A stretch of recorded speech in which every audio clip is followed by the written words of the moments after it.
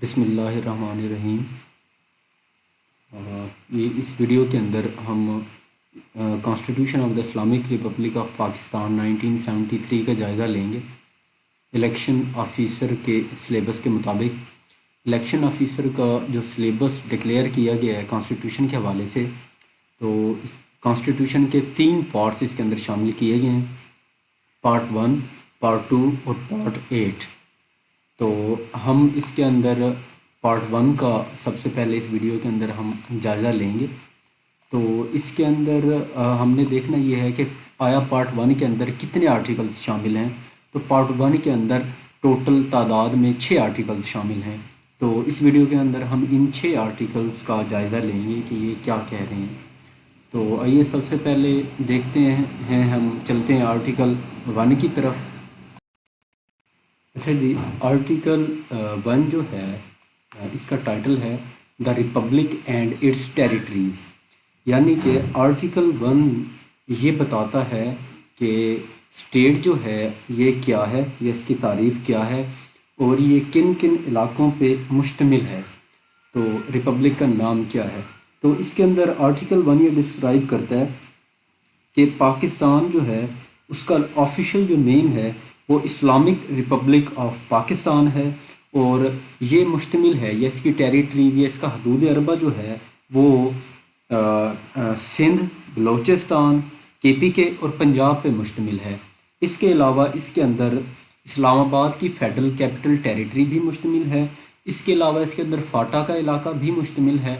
लेकिन इस आर्टिकल के अंदर फाटा का जिक्र तो किया गया है, लेकिन फाटा जो है 25वीं आईनी तरमीम के तहत अब KPK का हिस्सा बना दिया गया था 2019 के अंदर।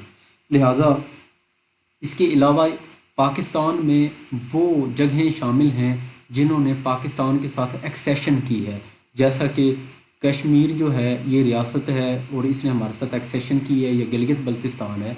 तो मुख्तसर लफ्ज़ों में the Islamic Republic of Pakistan Pakistan का ऑफिशियल नेम हो गया जो आर्टिकल 1 डिस्क्राइब कर रहा है। और इसके अलावा आर्टिकल 1 डिस्क्राइब ये कर रहा है कि पाकिस्तान मुश्तमिल है 4 सूबों पे, बलोचिस्तान, सिंध, पंजाब और KPK। इसके अलावा फेडरल टेरिटरी पे इस्लामाबाद की जो फेडरल टेरिटरी है, इसके अलावा वो तमाम इलाके जो कि पाकिस्तान के साथ इल्हाक रखते हैं वो इलाके शामिल हैं। इसके बाद हम देखते हैं आर्टिकल 2 को। आर्टिकल 2 के जो हेडिंग है वो है इस्लाम टू बी स्टेट रिलीजन। तो इस्लाम टू बी स्टेट रिलीजन का मतलब ये है कि पाकिस्तान का जो रिलीजन है, जो रियासती मज़हब है वो इस्लाम है।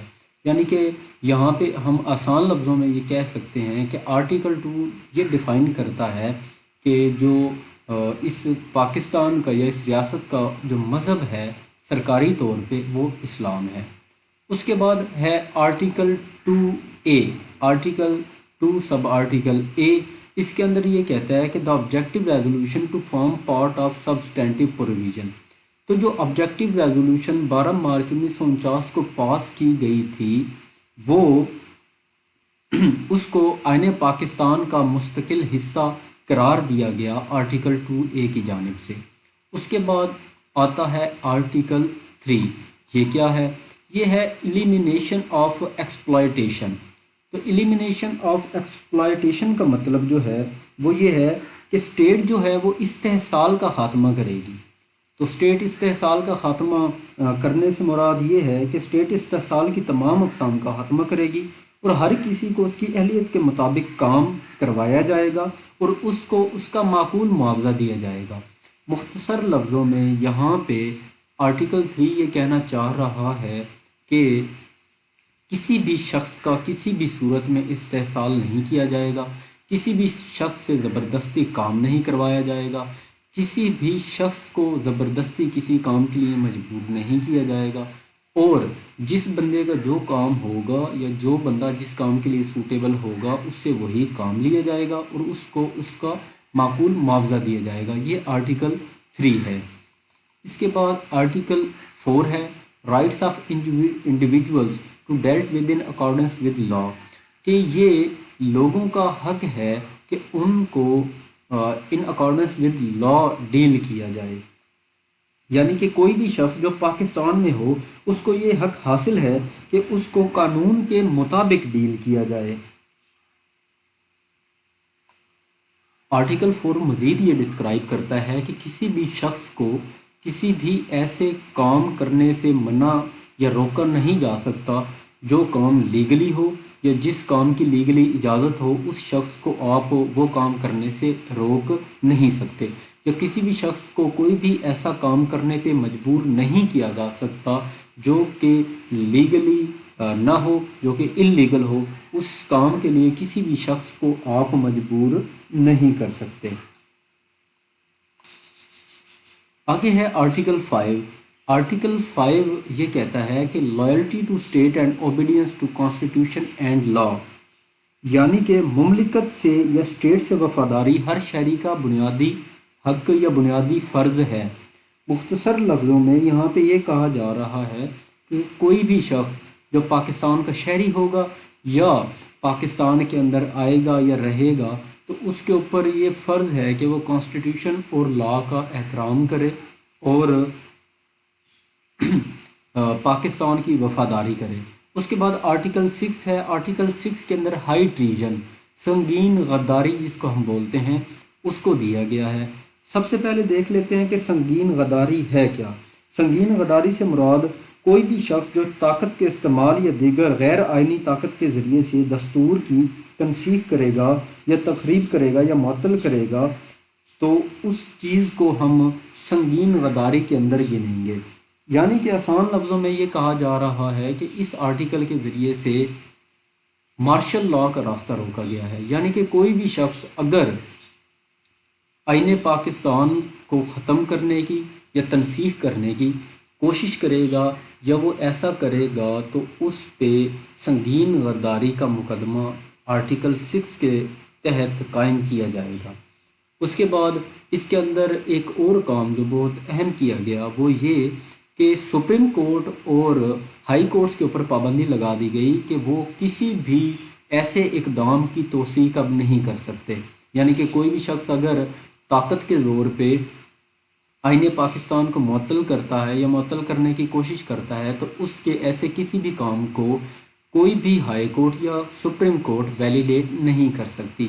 اس آرٹیکل کے ذریعے سے پاکستان میں مارشل لا کا دروازہ ہمیشہ کے لیے بند کر دیا گیا۔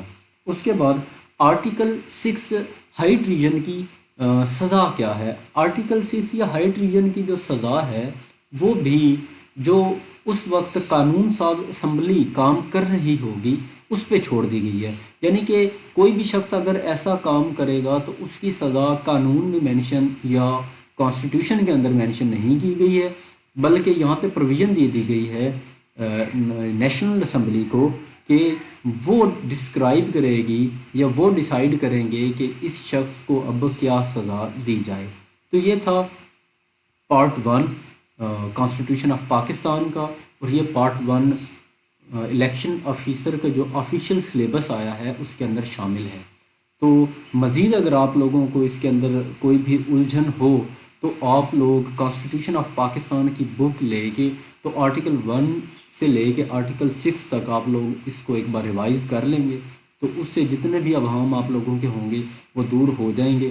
کوشش کی گئی ہے کہ جتنا کرکس ہو سکتا ہے آرٹیکل 1 سے آرٹیکل 6 تک وہ کرکس یہاں پہ بیان کر دیا جائے، ادروائز کسی بھی ایک آرٹیکل کے اوپر گھنٹوں لمبی بحث ہو سکتی ہے اور گھنٹوں ہی اس کے اوپر جو ہے ہم لوگ بحث اور مباحثہ کر سکتے ہیں، لیکن یہاں پہ ہم کوشش کر رہے ہیں کہ مختصر سے مختصر الفاظ میں جو مین بات ہے وہ اسپائرنٹس تک پہنچائی جائے، تاکہ اگر کویسچن یہاں سے ریلیٹڈ وہ اٹھا بھی لے پارٹ 1 سے تو اسپائرنٹس کو پتہ ہو آنسرز کا۔ شکریہ۔